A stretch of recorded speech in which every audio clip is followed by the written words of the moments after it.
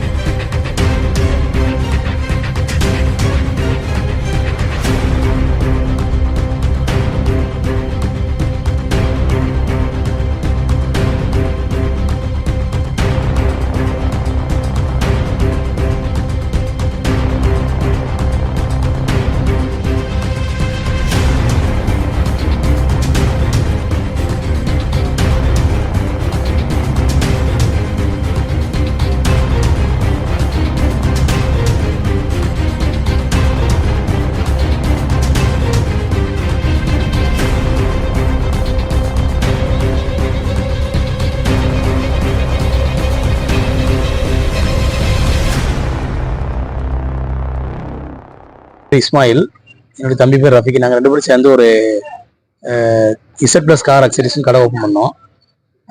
நம்ம இந்தியாவில் மிகப்பெரிய ஒரு கொடைவள்ளல்னா ரத்தன் டாடா அவர்கள். அவருடைய பிறந்தநாளை முன்னிட்டு இன்னைக்கு ஏழைகளுக்கு, அதாவது அரசு மருத்துவமனையில் ஏழைகளுக்கு இலவச உணவு வழங்கப்பட்டது. அது வழங்கிய நண்பர்கள் எல்லாரும் சேர்த்துக்கு நன்றி. தேங்க்யூ மான் டிவி.